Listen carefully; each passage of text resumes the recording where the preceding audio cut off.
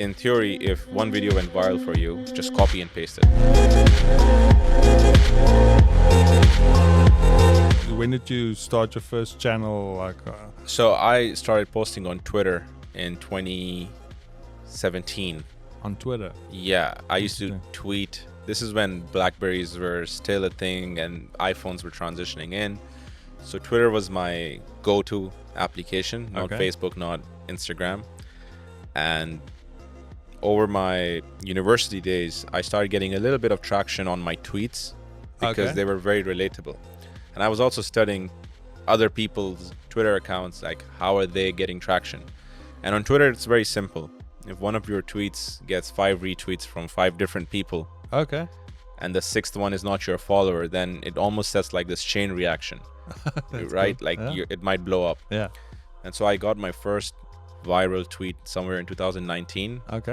And then some page from Instagram contacted me that we want to reshare your video, which was just a funny, lame video that I had made. So it was video that you put on? It was a video. Okay. Yeah, that was a video.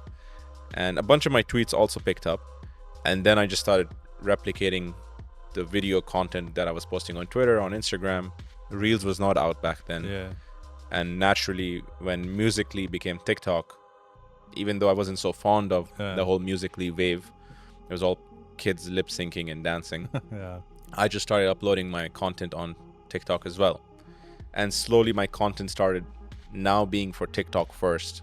And so I kind of let go of Twitter. Yes. Yeah. So that's how it picked up. Yeah. Wow, that's good. And are you still big on TikTok? Still your main? TikTok would be my primary channel where I get the most traction. Instagram would be number 2, and then the others are just like a mix. And I actually didn't check your TikTok. How many followers do you have there? TikTok, we're at 3.7 million. Yeah, that's cool. But the follower count doesn't really have a value on TikTok. You know, it's your followers are not watching your content. The followers are now just, it doesn't mean anything in my opinion on TikTok. It does to brands, but if you were to ask me as a content creator, just because I have 3.7 million doesn't mean every post I put out there, all of those 3.7 million are not watching. In fact, to be successful on TikTok, you need to have more than 95% of known followers watching your content. That's how your video, your video is getting pulled by the algorithm and getting more traction. Have you figured out how that algorithm works? It changes every day. So every day? Yeah, it's changing I would say it changes every second, because it's not the algorithm, it's the audience behavior.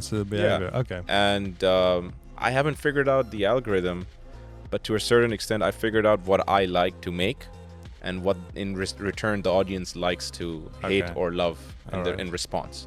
So I figured that out. Yeah. So just coming back to the follower thing, that's interesting. So let's say you make a video. Yeah. And your followers, so TikTok doesn't send it to your followers. It is sending it to my followers. In fact, when a video is not performing, only my followers are watching.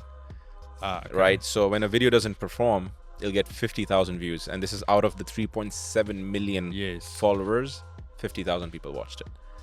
So they send it out. So if your followers, let's say your followers get bored of watching you the whole day or whatever, is that a problem actually?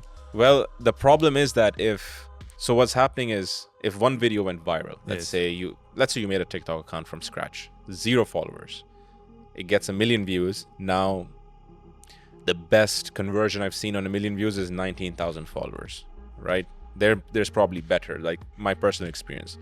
Now, these 19,000 people are not going to watch the next piece of content. It's less likely. But TikTok knows that the profiles, the 19,000 profiles, their likes and dislikes, I need to target similar people.